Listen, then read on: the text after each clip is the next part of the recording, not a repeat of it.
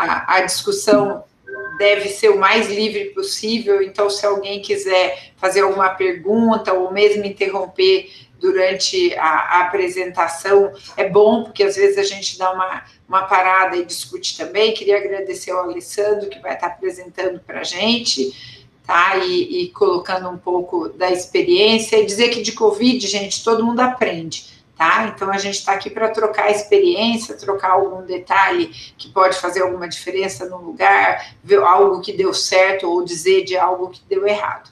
Então, Alessandro está com você, muito obrigada. Vamos lá.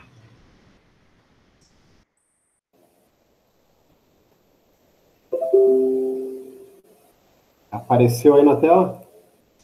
Tá ótimo. Você consegue colocar no modo apresentação?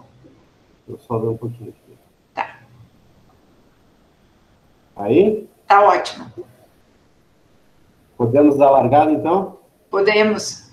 Vamos embora. Bom, então eu sou o Alessandro Possal, eu sou médico, ginecologista e obstetra, sou chefe do setor de saúde da mulher lá do HU de Dourados, aqui no caso, né? E também faço plantões lá na maternidade. E eu vou apresentar para vocês um caso de óbito materno relacionado ao Covid. Aqui a gente teve 2 casos de morte materna no ano passado, e esse ano já teve outras 3 agora. E, ao meu ver, na verdade, não tem diminuído nem estabilizado, parece que está aumentando. Inclusive, semana passada, acho que a gente estava com 5 pacientes internados lá na UTI, em estado grave. Bom, vamos ao caso, então. Eu vou apresentar o caso da paciente AOFG, é uma paciente de 35 anos, na sua 3ª gestação, com um histórico de parto normal anterior e um aborto. Essa paciente, ela era uma paciente com hipertensão crônica já, ela iniciou o pré-natal e foi mudada a medicação dela para uma dose baixa de metildopa de 500 miligramas por dia, 250 miligramas 2 vezes ao dia, e pelo fato de ela ser hipertensa, já iniciou o uso de AS, 150 miligramas por dia, pensando em prevenção de pré-eclâmpsia na gestação. Essa paciente era uma paciente que tinha um IMC alto, ela tinha um IMC de 37,5, ela pesava em torno de 82 quilos, se não me engano, e tinha uma altura de 1,48 m. Então, ela tinha fatores de risco aí, hipertensão arterial, obesidade, né? E o pré-natal ela começou com 11 semanas e 6 dias, relativamente, começou no 1º trimestre, automaticamente foi encaminhada para o pré-natal de alto risco aqui do município, que funciona no CAM, que é Centro de Atendimento à Mulher. Fez diversas consultas lá, totalizou no pré-natal dela todo, estou olhando a carteirinha dela, ela tem 15 consultas. Os demais exames dela, em geral, eram normais, glicemia normal, teste de tolerância normal, a glicose. Essa paciente, ela tem uma característica que ela compareceu diversas vezes no pronto atendimento do HU de Dourados, de ginecologia e obstetrícia, por diversas queixas. A gente observou lá o histórico dela, tinha 10 consultas, 10 vezes ela procurou o pronto atendimento por diversas queixas. Entre elas, infecção urinária, dor de dente, secreção vaginal. E 2 vezes ela estava no centro de atendimento e foi detectado com aumento da frequência cardíaca fetal e foi encaminhada para o HU para avaliação. Lá ela chegava, fazia uma cardiotocografia, fazia exames lá e teve alta. Até que no dia 21 de fevereiro, já no 3º trimestre da gravidez, a paciente estava com 36 semanas e 5 dias. Foi uma dessas vezes que ela foi encaminhada porque ela estava com taquicardia fetal e história de tosse e febre há 1 dia. Ela compareceu lá no pronto atendimento, não estava taquipneica e nem com alteração de saturação. E como estava no seu 1º dia de sintoma, foi orientada a retornar 3 dias depois, no dia 24 de fevereiro, já com 37 semanas e um dia, para fazer a coleta do PCR. Porque ela só compareceu ao serviço de manhã cedo para fazer a coleta e retornou para sua residência. Mas à noite a paciente retorna ao pronto atendimento com queixa de falta de ar, diarreia, náusea, vômito, coriza e tosse seca. Então, aí vai aparecer na apresentação que foi indicada a internação hospitalar para ela, porque lá estava tendo uma burocracia, porque a gente não tem o pronto atendimento de clínica médica. Ela foi avaliada por um médico residente e, orientado pelo seu preceptor, orientou que internasse a paciente só para a paciente receber a avaliação da clínica. A paciente não concordou com a conduta e foi para casa.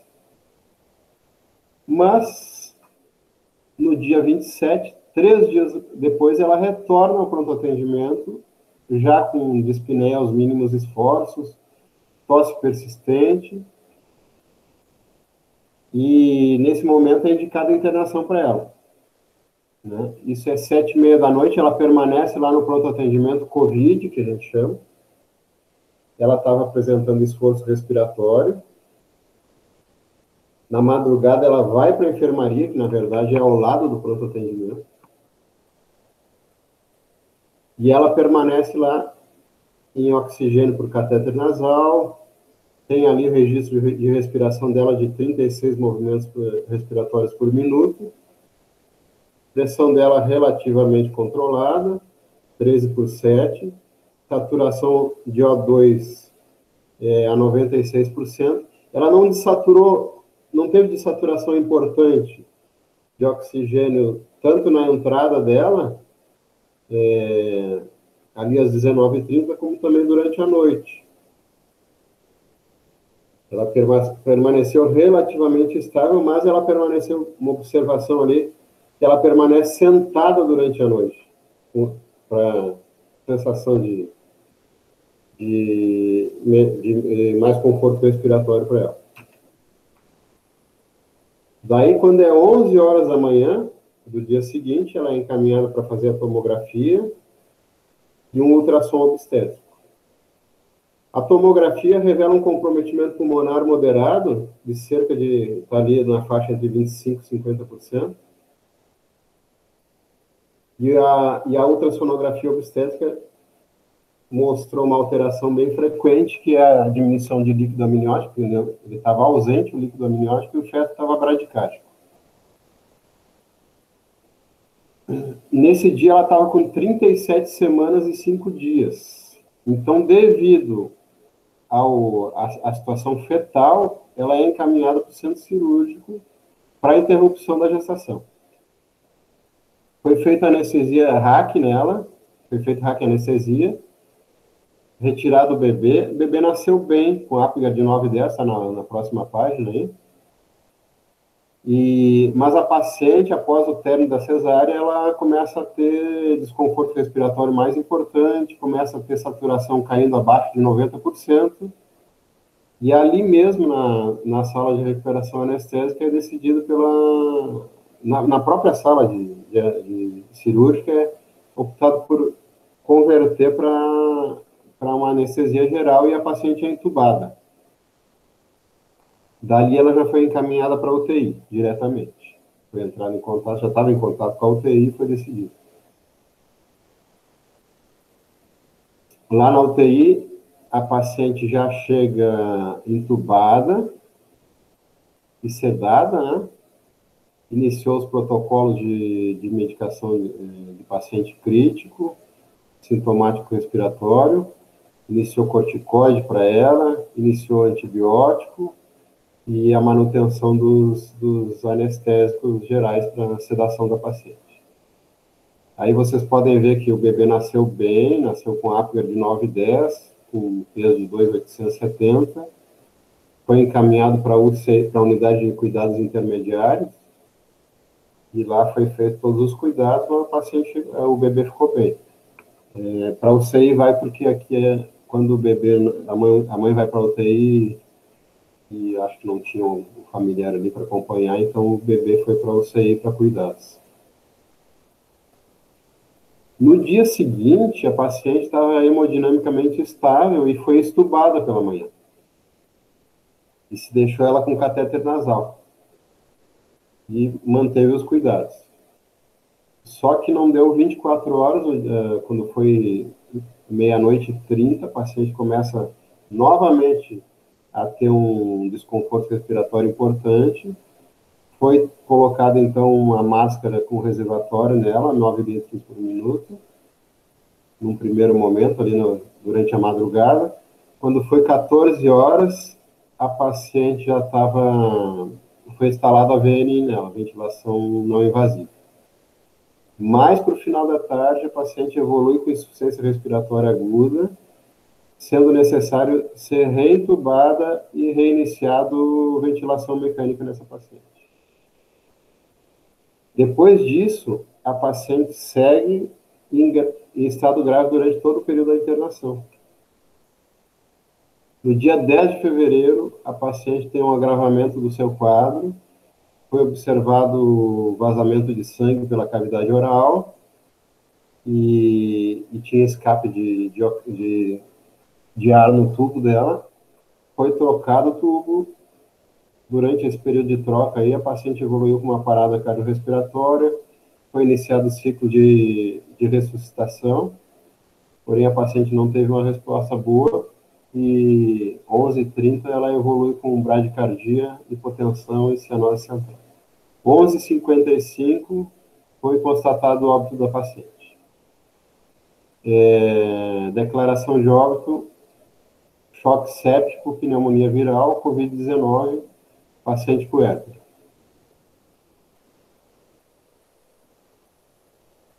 É solicitado também relato à família, né?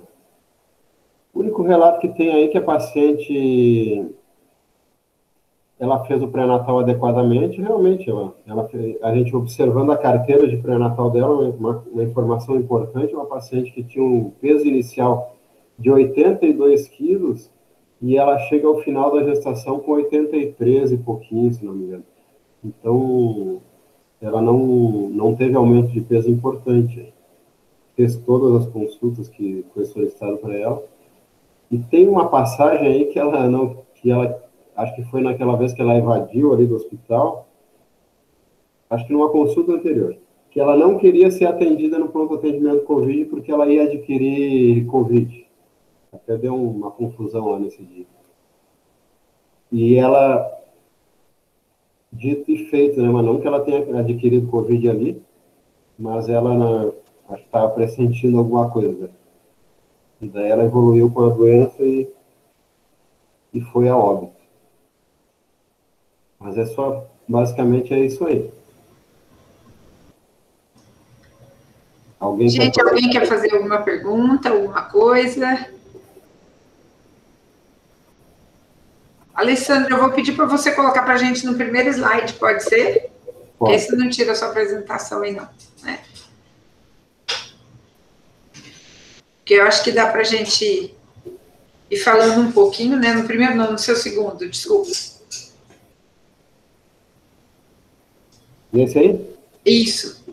Né? Só para a gente aproveitar que a gente está aqui, eu acho que é bom sempre a gente estar relembrando, né, que a paciente aqui ela já apresenta 2 fatores de risco que têm se mostrado bem importantes, né, que você chamou até atenção, a obesidade, ela tem um IMC de 37,5 e ela também é uma paciente hipertensa, né, então, o que a gente tem visto, né, a gente tem visto que a obesidade e a hipertensão são fatores bem importantes mesmo para a gente acabar tendo complicação para os casos, né? Então, quando a gente olha paciente com doença cardiovascular, a gente tem uma mortalidade mais alta no grupo que tem doença cardiovascular, né? E também a gente tem um risco maior quando a gente tem obesidade. Tá? Então, acho que dá para a gente ir para o próximo, não sei se vocês quer falar alguma coisa aqui. Essa história da taquicardia... Fala, Silvia. Não, isso mesmo, né? Já chama atenção dos dois fatores importantes de risco, né? E a gente aqui, acho que a Rosana também tem essa percepção, a obesidade é um fator muito frequente nas nossas pacientes que têm uma evolução desfavorável, né? Então, já chama atenção.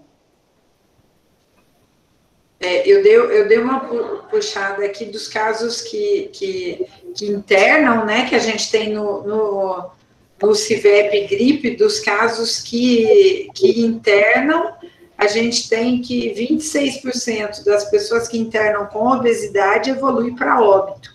É uma coisa bem grande, tá? Então, eu acho que é bem significativo para a gente levar em consideração. Queria chamar a atenção aqui do cuidado, né, que foi tido aqui para realmente colher o PCR no momento certo, né? Então, ela chega já com a queixa um dia, mas aí foi organizado para fazer a coleta do PCR ali, que o ideal é do 3º ao 7º dia, então foi coletado no momento certo, que eu acho que é um ponto importante para a gente também estar chamando a atenção. As próximas para a gente. Só um pouquinho, eu queria perguntar para a Alessandra o seguinte, quando ela estava com 36 semanas e que ela vai sintomática até a rede, né, e ela tem a suspeita de Covid, que colhe o PCR, foi feita que tipo de orientação para essa paciente? Ela só voltar em 3 dias, ela prestar atenção em algum sintoma? Como tem sido a orientação de vocês nesse caso? Porque eu entendo que ela estava, se Covid foi pensado num caso leve, né? E no caso leve, a paciente é encaminhada, então, de volta para casa, mas é necessário uma orientação bem ativa desses casos de paciente, assim, porque elas podem piorar. Uma outra observação que a gente tem tido, a Rosana pode me confirmar, é que a grávida evolui muito rápido para piora. E nós vemos isso um pouquinho mais para frente com essa paciente. Tá? Então, se isso está organizado na rede, eu acho importante, porque como é plantão, né? Claro, independente da qualidade, a gente sabe que o esquema é de atender o mais rápido possível as pacientes e de uma forma adequada, a gente não pode deixar ficar aglomerado. Então, como é que é isso aí para vocês? Na verdade, a nossa comunicação com a rede ultimamente não anda muito boa, né? Já faz um tempo já que a nossa rede de cegonha aqui estava meio desestruturada, e teve troca de prefeito, troca de gestão, e a gente até agora não conseguiu fazer uma conversa com eles para alinhar esses fatores, né? Queria até aproveitar o momento aqui para a gente tentar. Até nessa apresentação mesmo, a Sandra está presente aí, ela que entrou em contato comigo pedindo para fazer essa apresentação, e eu solicitei a ela que a gente fizesse esse alinhamento. Mas a gente não está conseguindo ter essa comunicação nem com a unidade básica de saúde, nem com o CAN lá.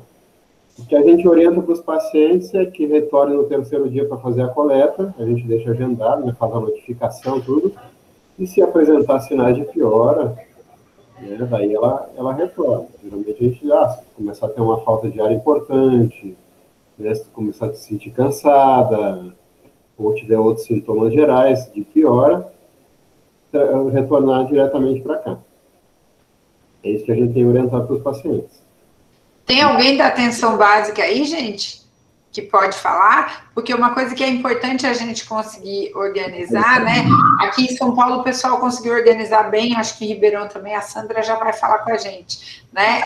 Fazer o monitoramento desses pacientes. Então, queria saber se vocês conseguiram pensar em alguma forma de organizar isso. Sei que é difícil, mas vamos lá. Diga, Sandra. Deixa eu só fazer um adendo antes, para não perder essa... Uma das questões que são importantes, muitas vezes, se ela tem Covid mais para o início da gestação, tem se observado algumas alterações, algumas repercussões fetais. Com muita frequência, ocorre restrição de crescimento, diminuição de líquido amniótico, e eu acredito que essas pacientes com Covid não estão tendo nenhum acompanhamento pós-Covid, né? Complicações que poderão aparecer durante o pré-natal. Não sei, me corrijam se eu estiver errado. Diga, Sandra. Boa tarde. Eu gostaria de agradecer pela oportunidade de estar participando. Em relação aqui em Dourados, a gente tem um programa que se chama Rastrear MS. Quando o paciente colhe o RT-PCR, ele entra nesse programa como um caso suspeito.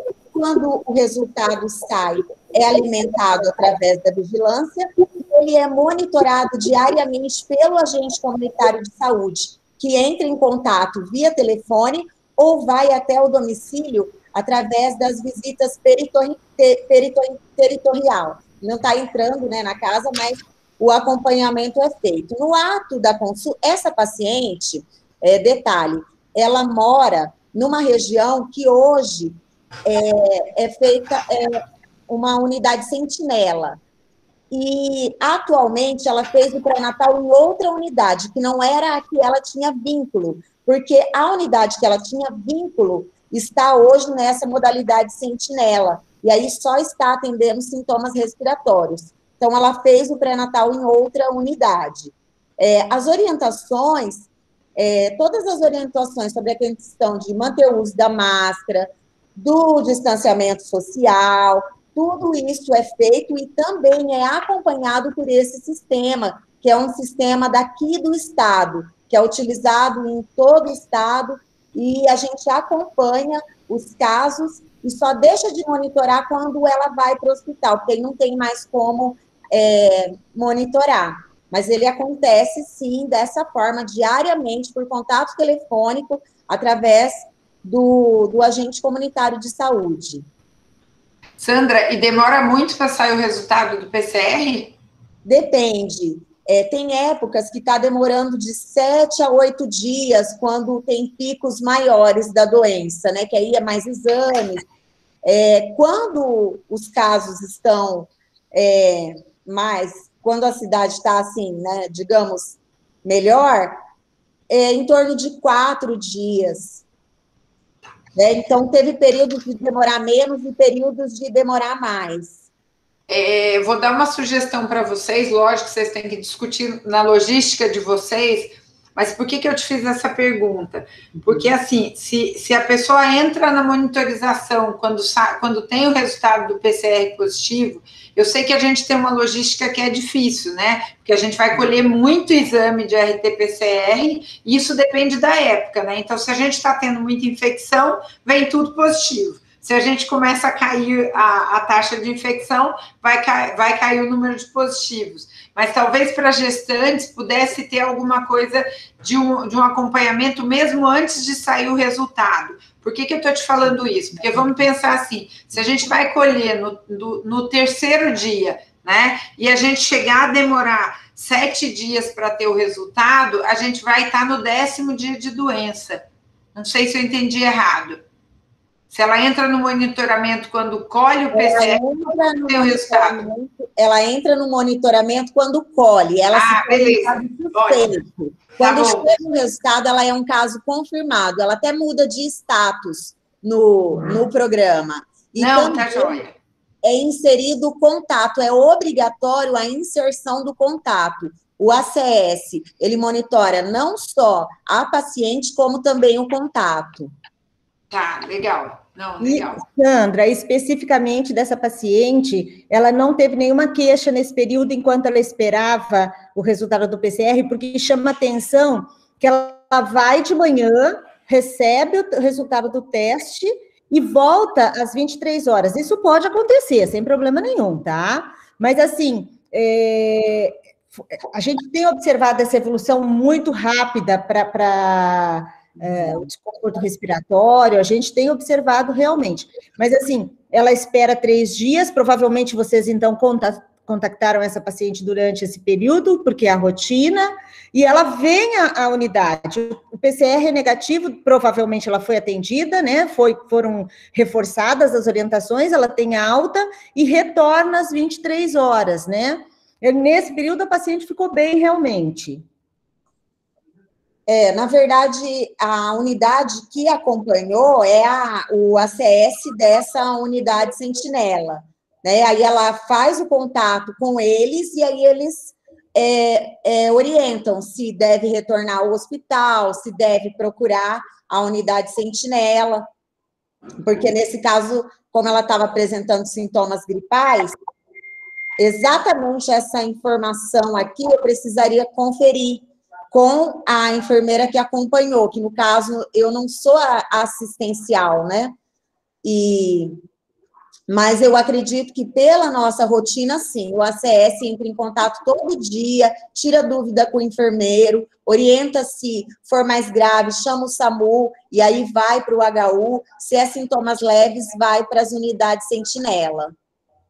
E às vezes a paciente, segundo, né, ela conta, a mãe conta, muito medo, às vezes a paciente até omite um pouco o quadro, né, até por medo de ser encaminhada, pode ter acontecido, mas ela tem uma evolução bem desfavorável, porque no mesmo dia ela recebe o resultado e às 23 horas ela já chega bem sintomática, né, embora saturando em ar ambiente 98% ainda. Ok, Rô? Tá fechado aqui. A outra coisa que eu queria chamar a atenção, que a gente vai ver depois, é que ela, no dia 28, ela já está com uma frequência respiratória bem alta, né? Então, o que a gente tem visto nas gestantes? As gestantes, às vezes, mesmo com saturação boa, elas fazem uma frequência respiratória muito alta, tá? E isso vai levar a um cansaço importante. Então, toda vez que a gente avaliar uma gestante com COVID, a gente precisa ver a frequência respiratória. Porque se a frequência respiratória tiver maior que 24, já é indicação de internação, tá? Então, esse eu acho que é um ponto que, assim, às vezes a gente está fixando muito na saturação, mas a frequência respiratória maior que 24 é indicação para a gente internar. Né? Da taquicardia, eu queria dizer para vocês também que a gente viu, toda vez que a gente tem febre, tá? A gente tem taquicardia. Para cada 1 grau de temperatura acima de 37, aumenta em 10 batimentos a linha de base. Mas no COVID, nós vimos bradicardia e taquicardia durante a fase aguda do COVID e que depois reverteu. Então, isso é uma coisa que é também importante para a gente estar pensando, né? E aí, aqui às 8, quando ela mantém essa taquidispneia aqui, a outra coisa que eu queria chamar a atenção para vocês, às vezes a gente fixa aqui e fala, não, a saturação está boa, então está tudo bem, e explicar para vocês por que a paciente faz taquipneia.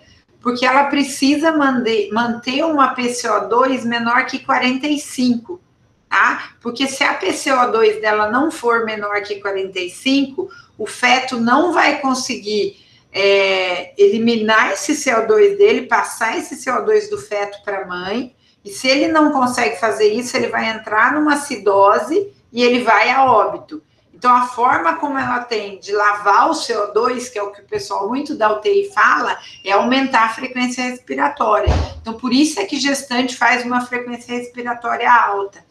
Tá? Lembrando que na gasometria da gestante, a gente vai ver que o valor normal de PCO2 é muito mais baixo do que o que a gente tem da paciente não gestante. Então, quando a gente olha a gasometria da gestante, o normal é uma PCO2 de 27 a 32. Mas até 45 a gente ainda tem troca. Então, sempre chamar a atenção disso, tá? E aí, nós vamos chegar numa coisa que o Alessandro falou, que eu acho que é bem importante a gente lembrar, e depois até vou pedir também para a gente ouvir um pouquinho do pessoal da atenção básica, que o Alessandro fez uma pergunta de se tem alguma estrutura para segmento desses casos, né, que eu acho que vocês precisam acertar até com os hospitais universitários, como é que vai fazer o segmento, por causa do risco maior de oligoâmine e de restrição. Mas a indicação do parto aqui foi oligoâmnio e bradicardia.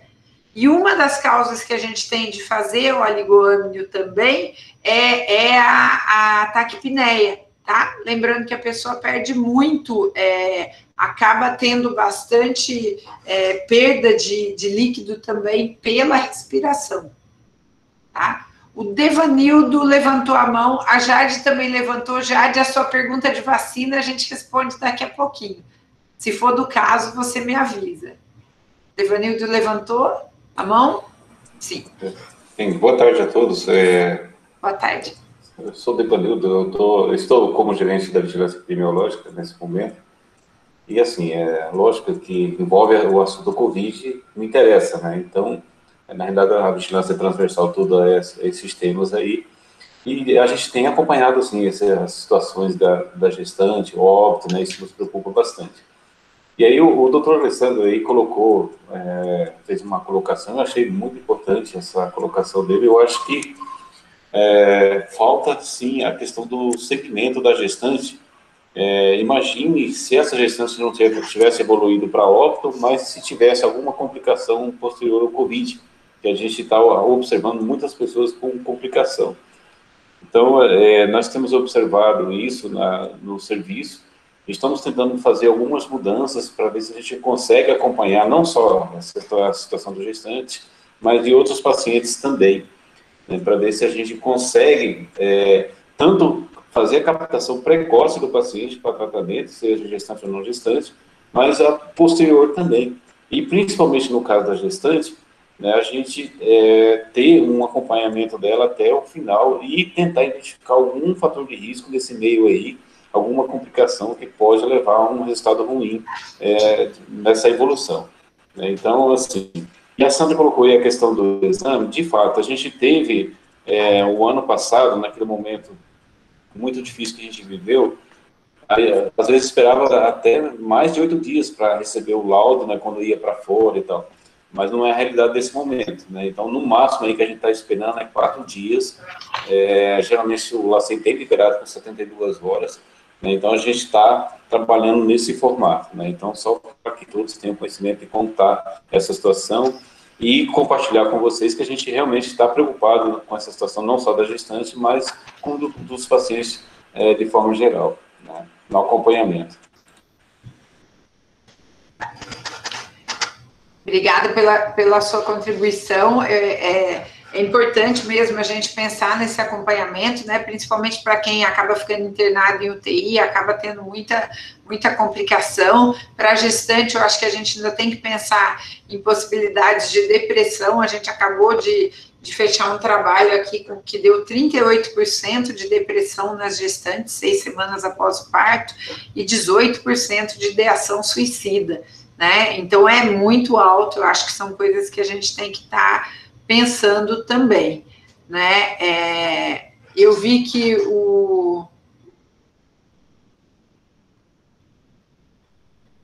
indo aqui para o segmento, né, uma coisa para a gente pensar um pouquinho também é assim, se a paciente está no catéter de O2 e tudo, é importante a gente ter uma gasometria para poder ir sabendo como seguir, né? Então, até para a gente definir se aqui ela iria para uma RAC ou se ela já, porque com aquela taquipneia, talvez já pudesse ser pensado numa intubação de cara para ela aqui. Eu até entendo que muitas vezes a gente acha que ao fazer o parto a gente vai melhorar a parte respiratória e ela não vai precisar da intubação, né? Mas a gente aqui acabou intubando e tudo bem, né? Vamos passar para o próximo. Eu vi que o Julian fez umas perguntas aqui. Deixa eu ver aqui que foi. Ele colocou que o acompanhamento, enquanto resultado não sai, tem que ser diário, né? Que a gente já conversou também. E é muito importante a gente fortalecer mesmo essa comunicação, né? Do hospital, pronto-socorro, UPA, UBS. E aí tem uma coisa que você citou, Juliana, que eu acho que é super importante, né? Que a gente faça a retroalimentação, porque às vezes é um negócio de uma via só, né? Então ele vai, mas ele tem que voltar. A gente tem insistido muito, né? A gente acabou decidindo por seguir os casos graves os casos de Covid que a gente interna, a gente optou por seguir aqui no HC, mas se a gente não for seguir, a gente tem que dar um resumo de alta, né? Às vezes pacientes de outras cidades, um resumo de alta bem feito, né? Onde a gente fala o que usou de droga, que comprometimento que teve de qualquer setor, para a gente poder pensar. Fala, Sil. Não, só para a gente não perder esse fio da meada, a gente pode mostrar ou falar para vocês como é que tem sido nossa conduta. Eu não conheço a realidade e quantos serviços, às vezes vocês têm AME para referenciamento de gestantes de alto risco, tá? Nós consideramos que toda paciente que teve um quadro moderado ou grave, ou seja, toda gestante que internou por causa do COVID, ela deva seguir em gestação de alto risco, ela deva ser referenciada, tá? Então, nós aqui, todas as gestantes que são atendidas, que graças a Deus saem do quadro, elas mantêm o pré-natal no setor de gestação de alto risco. Quando a gestante tem um quadro leve, vamos supor como a nossa paciente, se não tivesse tido essa evolução, a gente tem mantido essas pacientes na rede, sempre com a retaguarda de qualquer alteração.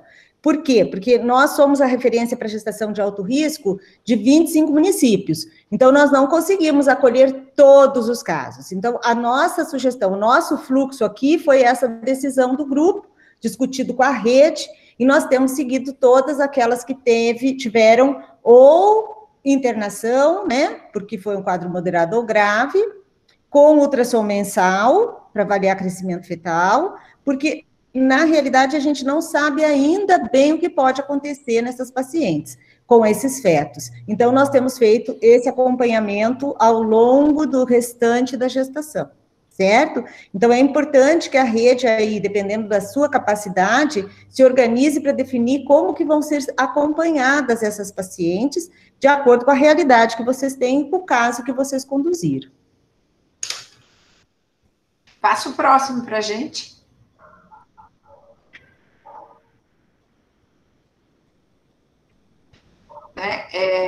Eu crio o próximo ainda.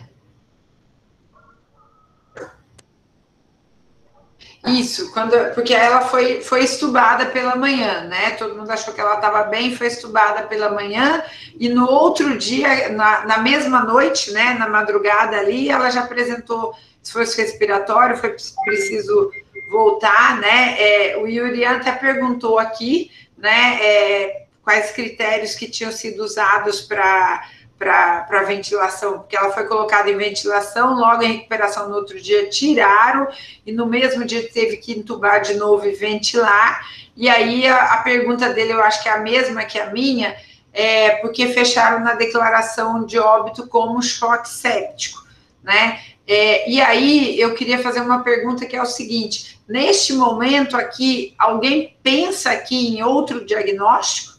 Em outra possibilidade? Ninguém pensou em TEP? Porque está me coçando um TEP aqui também. Eu pensei TEP. Acho que está fechada, Alessandra.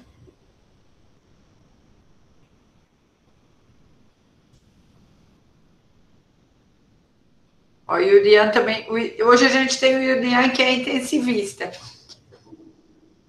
Ele não está trabalhando como intensivista aqui, né, no Brasil, mas ele é intensivista, tem 10 anos de experiência. E nós pensamos em TEP, eu acho que eu pensei, a Silvana também, o Yurian também, né, Alessandro, alguma notícia aí? Você está procurando alguma imagem, alguma coisa? Aí. Então, alguém pensou em TEP? Essa paciente parece que foi...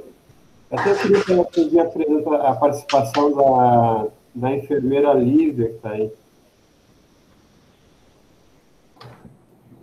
Oi, boa tarde a todos. Estão me ouvindo? Sim. Lívia, enfermeira, gerente técnica de influenza e doenças respiratórias aqui da SES. Eu fiquei um pouco com dúvida em relação à resposta da Sandra a respeito da demora do RT-PCR, porque não é de nosso conhecimento que o LACEN tem demorado 8 dias para entregar um laudo. Eu não sei se ela quis dizer da UFGD, que são os que são enviados para o UFGD, daí eu estou falando com o Luiz aqui do LACEN, e de fato os que vão para o UFGD acabam demorando, né? Mas o LACEN, ele tem entregue resultados em 3 dias, 4 dias, quando a gente está com muitos casos, né? Com muita demanda. Oi, eu trabalhei numa unidade sentinela o ano passado, e aí teve períodos que demorava 4 dias e teve períodos que demorava um pouquinho mais, né? Porque também tem a questão do motorista, levar os laudos, enfim. Então, Eu até perguntei para o Devanildo, acho que ele ainda está aqui, né, por ser da vigilância, porque ele sabe bem dessa rotina de envio, e são 24 horas para estar no LACEN, né, coletou em qualquer unidade de saúde, em 24 horas tem que estar no LACEN, e chegando, tanto drive, qualquer outro, então eu não sei de que período isso aconteceu, mas seria relevante a gente ressaltar que tem demorado 3 dias o retorno do LACEN das amostras que chegam oportunamente lá para eles. Lógico que a gente não tem esse controle, né, do que chega após as 24 horas, mas só ressaltar isso aí que me preocupou um pouco. Tá joia, Lívia, obrigada. Eu acho que é importante, assim, toda vez que a gente vê que está demorando, a gente avisar para que as pessoas possam ir atrás e ver o que está acontecendo. Isso, algumas vezes a gente até entra em contato com o Luiz, né, do LACEN, a equipe, para verificar e ver se tem algum problema, e sendo uma gestante, é prioridade pedir, assim, para que sempre reforcem isso, para que a gente realmente coloque como prioridade lá no LACEN, para sair mais rápido ainda esse resultado. Beleza, obrigada. Gente, tem outras 2 Lívias aqui, e na verdade o Alessandro estava chamando uma das outras 2 Lívias. Ai, desculpa, Campos, que eu já tinha levantado 2 vezes a mão, então eu achei que era eu, desculpa. Tranquilo, Lívia, a gente estava, não tem problema, a gente só estava chamando uma das outras 2 Lívias para falar um pouquinho para a gente da nossa suspeita de TEP. Não sei se uma das outras 2 Lívias que abriu o microfone falar, ou se a Juliana também, que levantou a mão, quer falar alguma coisa sobre isso. A Juliana acabou de falar aqui, né? Isso. Oi, Lívia, fale. Oi, eu estou no trânsito aqui, vai estar um pouquinho de barulho aqui. Mas em relação à suspeita que vocês levantaram sobre o TEP, houve sim essa hipótese diagnóstica, a gente viu pelos relatos da evolução da UTI, que foi feito um eco beira-leito e foi descartado. Eu não sei se para fechar esse diagnóstico, só o eco ele já poderia falar algo, né? Mas que foi feito o exame e eles acabaram descartando isso ao longo dos dias que ela foi internada. Era talvez isso que... Tá joia.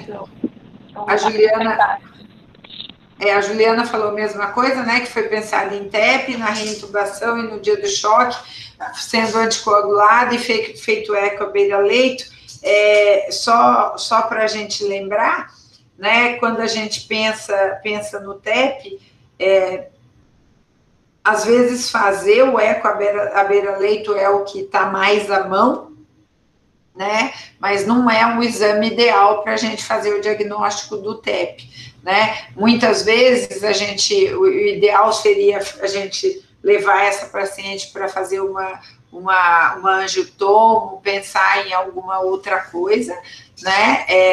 Podemos olhar também dedímero, que o Irian está falando ali, não sei se a gente tem resultado de dedímero dessa paciente, fibrinogênio também, né? E então, assim, o método ideal é angiotomo, às vezes a gente não consegue transportar a paciente para fazer angiotomo, né? Tem esse problema também que a gente tem que olhar. Mas, pelo menos pelo que eu estou vendo ali da Juliana, ninguém ficou super tranquilo também, né? E aí eu vou fazer uma outra pergunta, que é o seguinte, porque a Juliana escreveu, sendo anticoagulada, ela estava com anticoagulação profilática antes? Alguém sabe disso, para dizer para a gente? Porque era uma paciente que já estava em uso de oxigênio, né? E a gente tem já colocado anticoagulação profilática, ela já tem obesidade, que é outro fator de risco, foi para uma cesárea, que é outro fator de risco, então a gente foi somando fatores de risco para ela. E o quadro clínico dela é bem típico de TEP. Né? Quando a gente tem um paciente, muitas vezes, e a gente tem tomado muito cuidado com isso, porque às vezes a gente tira o paciente da UTI. Nós tivemos uma paciente que teve alta da UTI às 11 horas da manhã, a 1 hora da tarde, ela teve exatamente um quadro parecido com esse, começou com dispneia e tudo, e era um TEP maciço. Tá? A Juliana esclareceu para a gente assim, que ela estava com enoxa 40 de 12 em 12, né? Então, ela estava com uma dose até um pouquinho mais alta, que deve ser compatível para a profilaxia com o peso dela, né? Antes de ser suspeita.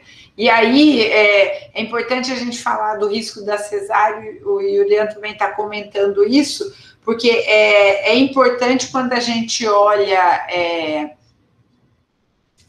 A gente que trabalha com obstetrícia tem que alertar quem não trabalha com obstetrícia que a gente tem algumas coisas da gestação que são próprias da gestação e que aumentam o risco de trombose, né, de TEP. Então, pré-eclâmpsia aumenta, cesárea aumenta, gestação gemelar aumenta, obesidade aumenta, DPP, né? Tudo isso pode aumentar o risco. Então, é importante a gente pensar, tá?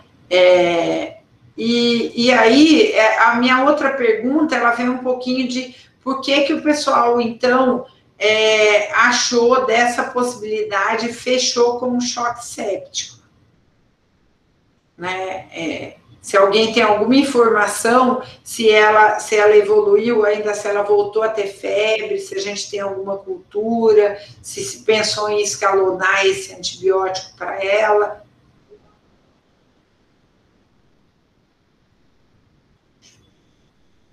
Está fechado, Alessandro. Não sei se você falou, se alguém pode falar alguma coisa. Na verdade, eu não sei te dar muitos detalhes da internação na UTI dela. Eu acho que a Lívia vai saber dar esses detalhes com maior riqueza. Questão de troca de antibiótico e tal.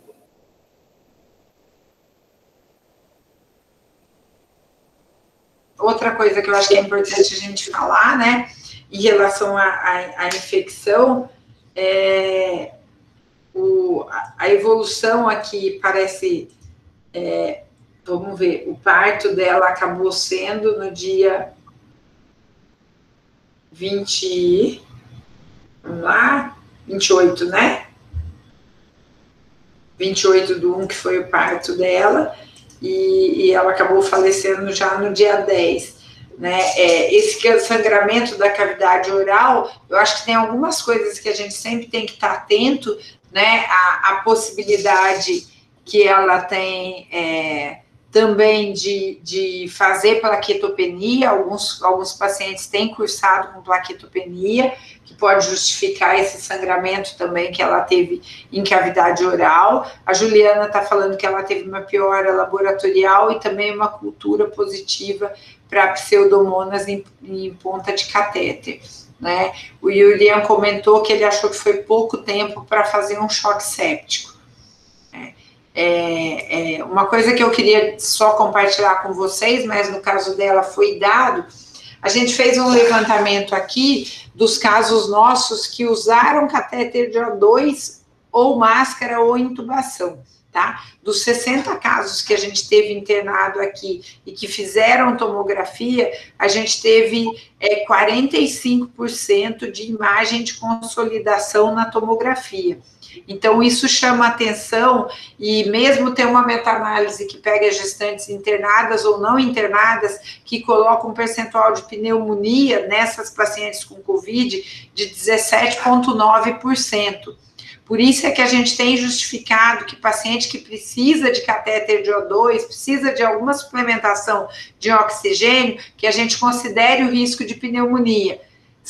Isso diferente de gestante para não gestante, tá? Porque não gestantes, o percentual de pneumonia é bem baixo, é de 3 a 8%, sendo que aí a orientação tem sido pensar muito antes de entrar com antibiótico.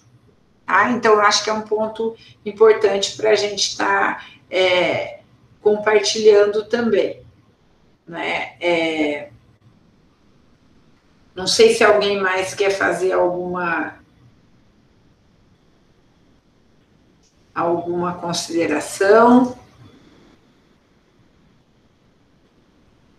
Se alguém quiser abrir o microfone e falar também. Deixa eu ver se alguém levantou a mão aqui que eu me perdi. Acho que não.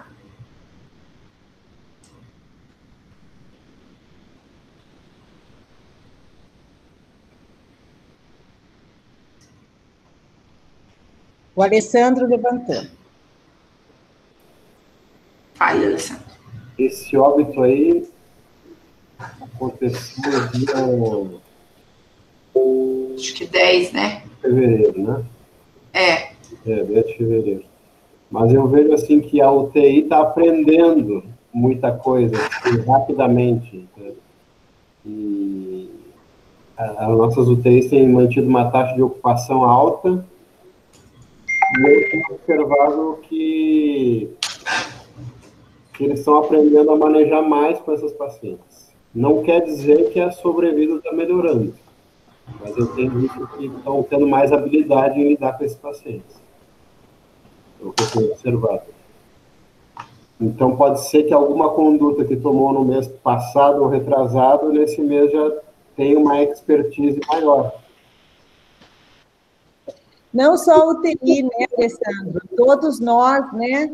Porque quando a gente começou com esses casos lá em fevereiro, março do ano passado, nós mudamos muita coisa ao longo desse tempo e eu acho que nós ainda vamos modificar muitas das nossas condutas. Nós acho que ainda tem muita coisa que a gente não sabe, mas acho que nós melhoramos, sim, ao longo desse período, nós melhoramos a nossa assistência, pelo menos estamos um pouco mais seguros, né? Agora, a UTI, ela realmente, ela pega a paciente num quadro muito grave. E o obstetra, ele não é a UTI para a gente é quando a coisa ficou muito ruim. E para o intensivista, ele também tem suas preocupações, porque é uma paciente gestante, tem feto. Então, assim, eu acho que a gente está caminhando aí numa parceria de grande aprendizado. O Covid nos obrigou a desenvolver uma parceria muito interessante, muito mais próxima do grupo da UTI, né? Alessandro, só para... Eu dei uma olhadinha aqui no Observatório Obstétrico, né? Eu pus dourados aqui, e só para corroborar no que você está falando, né? Se a gente olha 2020, foram 2 óbitos em dourados, e pelo menos do que está, eu só avalio o que está no CIVEP gripe, tá? Então, se tiver errado, fica com um alerta para o pessoal da vigilância corrigir. Mas os 2 óbitos de 2020, eles não constam aqui nem que houve intubação e nem que foram para UTI. E quando a gente olha os casos de 2021, os 2 casos foram para UTI e foram para intubação. Tá? Estou colocando aqui como um alerta para vocês. Se foi isso mesmo, mostra que toda a região conseguiu se organizar de uma forma melhor e fazer uma atenção melhor. E se tiver erro, vocês entram em contato com o CIVEP para corrigir o erro, a forma como está aqui, tá? Pelo CIVEP, quando a gente olha 2020, a gente vê que os 2 casos que foram a óbitos aí em Dourados não chegaram a internar em UTI. Tá? Não significa que não teve... tem outros casos que foram para a UTI, sim, que sobreviveram, não é isso que eu estou falando, tá? O Devanildo levantou a mão agora. Diga, Devanildo. Então, houve uma falha de digitação aí, que eu vou verificar lá no CIVEP e corrigir essa falha. Alessandro, não tira o seu compartilhamento que eu vou mostrar para o Devanildo.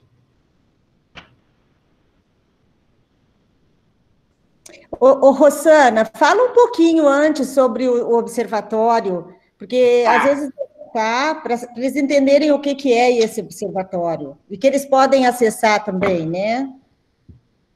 A Karen colocou, gente, no chat o link.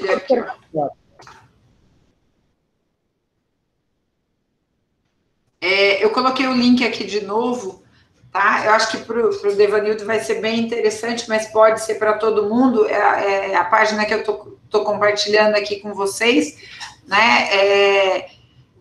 Eu e uma professora de estatística, que é da Federal do Espírito Santo, e mais o Lucas, que é um aluno dela, começamos a trabalhar para a gente montar um observatório obstétrico, que é um projeto maior, tá? Que a gente pretende trabalhar no futuro com outras fichas também, de SINASC e de SIM, de mortalidade materna e também neonatal.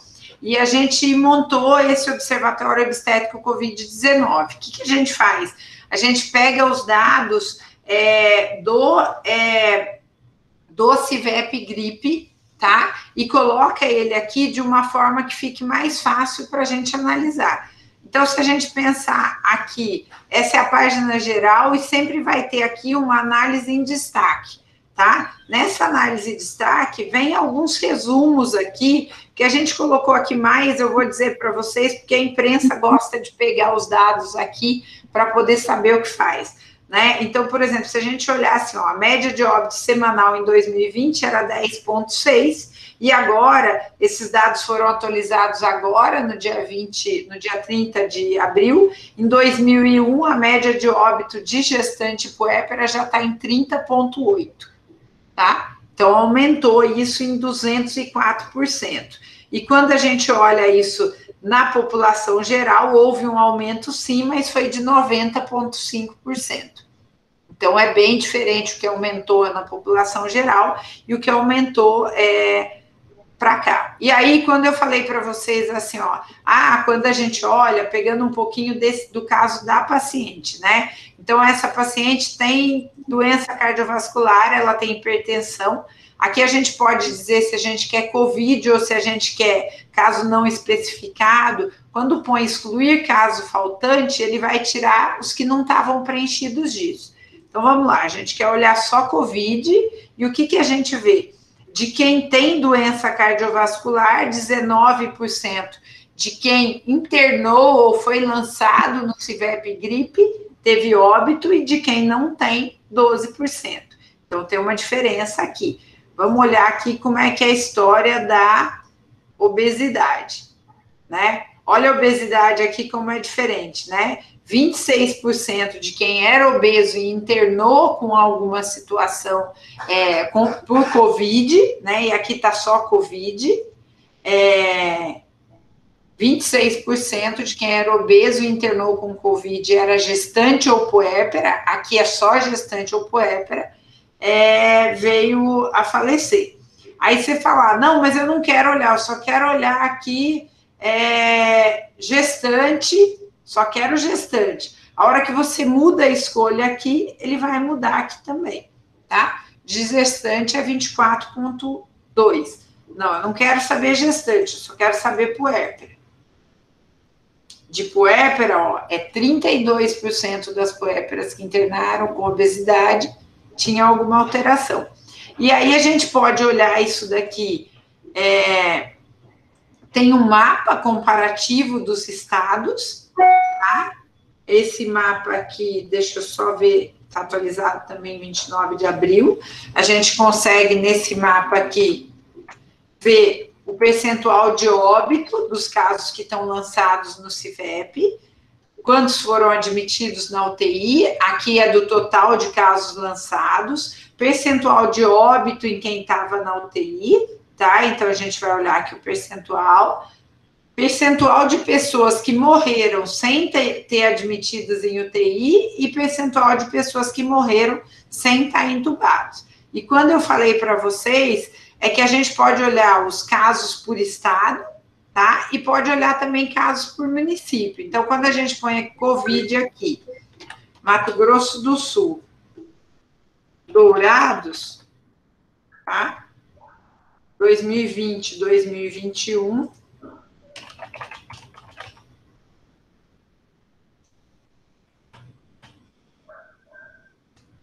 Então, é isso daqui que a gente está vendo, tá? Dourados colocou 16 casos no CIVEP gripe, 13 casos foram finalizados, 4 óbitos. Aqui mostra que teve 66% de óbito na UTI. E aí, se a gente tirar 2021, vamos só para 2020...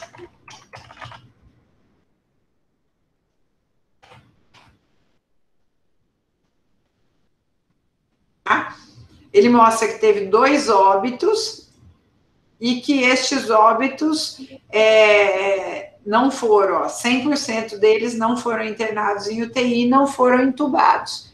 Então, se tiver errado, o Devanildo precisa mandar para lá para fazer a correção.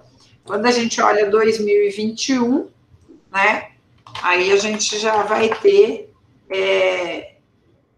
os dados diferentes, mostrando que os 2 óbitos aconteceram na UTI, ninguém que morreu ficou sem estar na UTI. A Aline colocou aqui que vai ser apresentado mesmo, é verdade, Aline. 26 de maio vai apresentar para todo mundo do Rio Grande do Sul. Tá? E a nossa ideia são várias, então a gente quer servir de um portal público para a população que quiser procurar, a gente vai servir também para a imprensa que quiser saber dado, tá? É público mesmo, quem quiser saber como é que foi, aqui tem um tutorial que ajuda para como você consegue chegar nesses resultados e analisar, tá? Tem um e-mail aqui também, se alguém precisar perguntar alguma coisa, quiser alguma coisa específica de algum lugar, pode estar entrando em contato com a gente. E a gente também serve para a pessoa poder estar checando se as informações que estão sendo colocadas estão corretas ou não estão, tá? A gente precisa melhorar as informações que a gente tem no nosso país, senão a gente fica mandando e fica tendo resultados que não são os ideais. Só para vocês terem uma ideia, né, a nossa situação hoje no Brasil, a gente está com 951 mortes de gestantes ou puérperas no Brasil, tá? E onde mais morre é segundo trimestre e puerpério. Mas o grupo que mais interna por Covid é o terceiro trimestre. Uma coisa para vocês saberem, tá? Como é que a gente considerou se era gestante ou puérpera? Se na ficha estava apontado gestante e puérpera, a gente considerou como gestante, e se na ficha foi apontado só puérpera, a gente considerou puérpera, tá? Para tentar tirar um pouco o viés, né? A gente sabe que na ficha, o preenchimento da ficha do CIVEP não é muito fácil, né? Mas a gente considerou que se a gente pega a paciente que chegou, que está apontado como gestante puérpera, existe uma chance maior de que a internação dela tenha sido feita enquanto ela ainda era gestante. E ela virou puérpera durante o segmento. Então, aqui puérpera é mais que entrou como puérpera mesmo. Tá? O que a gente pôs de novo essa semana, a gente colocou também influenza, né? Se a gente olhar, a influenza tá super pouquinho, né? A gente tem um número bem pequeno de influenza aqui, e só que uma coisa que chamou a nossa atenção, e aí a gente pode olhar em todo mundo que internou aqui, é que a nossa vacinação para a gripe foi bem baixa o ano passado. Então, acho que é importante, deixa eu achar a vacina aqui, perdi. Tá? Então, a gente vê que o percentual de pessoas vacinadas para a gripe de quem internou foi bem baixo. Então, acho que isso daqui fica como um alerta também para todo mundo. Tá? Yurian, pode entrar em contato, sim, eu vou deixar meu e-mail aqui, tá bom? Quem precisar também, gente.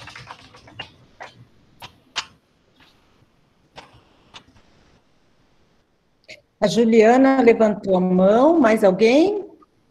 Maria Auxiliadora. Vai lá, pode falar, gente. Uma coisa que tem me preocupado muito, Mato Grosso do Sul tá, eu acho que como o Brasil tá dramático. Nós fizemos em Campo Grande a vacina para gestantes com comorbidade. E agora estamos esperando a da Pfizer, que vai ser feita para baixo risco. A campanha da gripe ela já foi aberta, as gestantes não estão indo, porque elas estão à espera dos 14 dias, na esperança de fazerem a vacina anti-Covid. E isso tem sido uma preocupação aqui, tanto na capital quanto no estado. É um estado muito diferente, temos 2 fronteiras secas, né? pegamos aí Brasil com Paraguai, Brasil com Bolívia, acho que a Silvana conhece aqui, né, vinha muito quando o Ernesto estava aqui, é muito diferente, a professora Rosana também, e os casos que chegam em Campo Grande, em Dourados, Campo Grande já vem sem o que fazer, né, e a grande preocupação, como é que se age com a população também em delay da vacina da gripe, que agora a gente vai ter quadros superpostos, né? Silvana, quer falar um pouquinho do intervalo lá de tempo? E aí eu vou pedir para você responder também. Tem uma pergunta que a Jade fez, que ela é psicóloga de um consultório, né? Ela está gestante de 22 semanas, não tomou a vacina ainda, e ela gostaria de saber qual a orientação para as gestantes neste momento. Bom, então, do intervalo de tempo da vacina, eu já vi que a Karen colocou a nota técnica aqui também, né?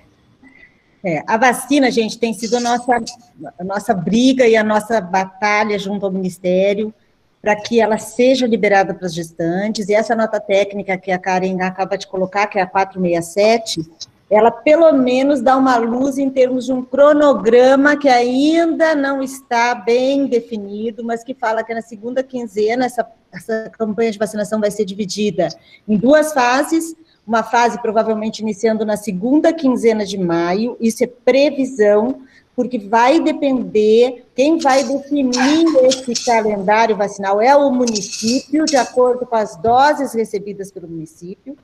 E nessa primeira fase, gestantes com comorbidades prévias à gestação, e na segunda fase, todas as gestantes. Minha opinião, todas as gestantes têm que ser vacinadas, tá? Todas as gestantes. Aquelas que estão na linha de frente, ou que trabalham como a colega psicóloga aqui, eu não tenho a menor dúvida que tem que vacinar.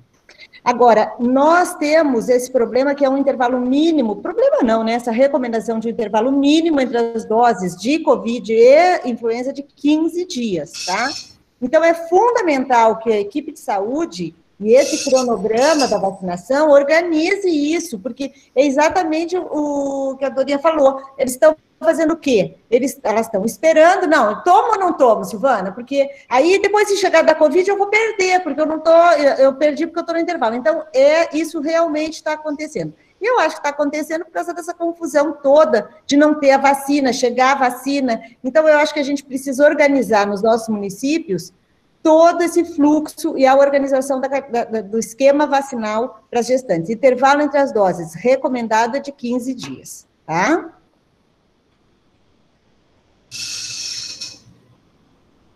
Eu penso... a Urian escreveu alguma coisa. Eu penso que se queremos cuidar as grávidas, que não têm como chegar às unidades, as equipes têm que chegar de alguma forma a elas. Tá?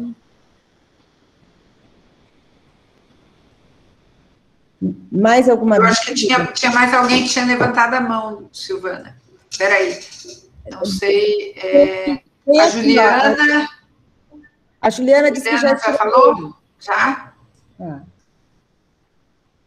Nós já passamos do nosso tempo. Tudo bem, gente? Podemos terminar?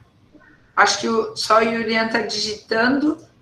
Vou dizer para vocês que eu adorei a discussão de hoje. Viu? Acho que foi muito bom, acho que é a ideia do que a gente pretende fazer mesmo, né? Acho que é importante a gente discutir os fluxos, né? A gente sempre tenta poder estar discutindo, pensando os fluxos, manter os fluxos é muito difícil. Eu acho que a gente tem um desafio nessa história do Covid, que é a gente fortalecer cada um desses fluxos, cada um desses problemas que a gente está enxergando agora, porque o Covid joga o problema na nossa cara. É a chance da gente organizar isso para reduzir a morte materna depois do Covid. Porque eu estou com, assim, se a gente não aumentar a morte materna por outras causas, tá? Se não aumentar e só somar o que veio do Covid, nós vamos bater razão de morte materna de 75, 80 no Brasil. Que é um absurdo. Porque já era um absurdo a gente ter os 55. Tá? Então, eu acho que está na hora da gente aproveitar esse momento, arregaçar as mangas e se organizar. Sil, se você quiser terminar... Não, eu vou só, a Jade está aqui preocupada se a vacina pode ser prejudicial de alguma forma para o bebê. Primeiro, a vacina que a gente ainda está aqui aprovada no Brasil é a Coronavac ou a AstraZeneca. A Coronavac é uma vacina de vírus morto, é a mesma coisa da influenza, tá? Não tem nenhum prejuízo para o feto. As vacinas mais estudadas pelo maior número realizadas de doses no mundo inteiro são as de RNA mensageiro. Nós temos um site do CDC, chama VSafe, letra V, Safe. Se vocês quiserem acessar, nós temos mais de 80 mil gestantes vacinadas, certo? Com a vacina de RNA mensageiro, e eles já avaliaram essas mulheres em relação a resultados ou desfechos obstétricos e neonatais desfavoráveis, não havendo diferença entre a população vacinada e não vacinada, nem para a mãe, nem para o recém-nascido. É novo, sim, é verdade, são vacinas que a gente não tem grande experiência, mas eu quero dizer para vocês que com essa taxa de morte materna que o observatório tem mostrado para a gente, eu não tenho a menor dúvida que nós seremos benéficos vacinando a gestante. Além disso, os estudos também têm mostrado que passa anticorpo que o recém-nascido nasce com certa proteção ao Covid. Então, eu não tenho dúvida, tá? Eu recomendo para todas as minhas gestantes, várias colegas que eu faço pré-natal e cuido, eu mando vacinar.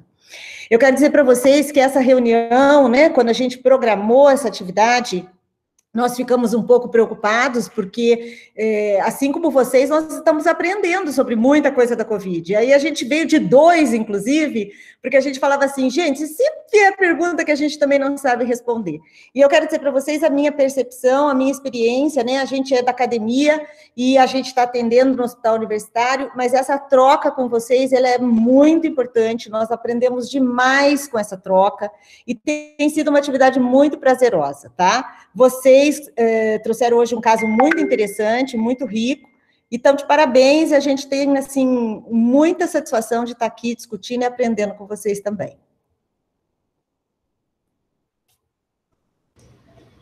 Tchau, gente, obrigada a todos, bom fim de semana.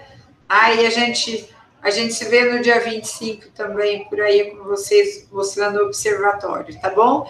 E usem o observatório, se tiver dúvida, alguma coisa, manda e-mail para a gente, se tiver sugestão de outra análise, alguma coisa, fiquem à vontade, que a gente precisa da contribuição de todo mundo para poder ir melhorando o observatório. Se Deus quiser, em pouco tempo, a gente vai ter mais dados, não só de Covid, mas de tudo, tá bom?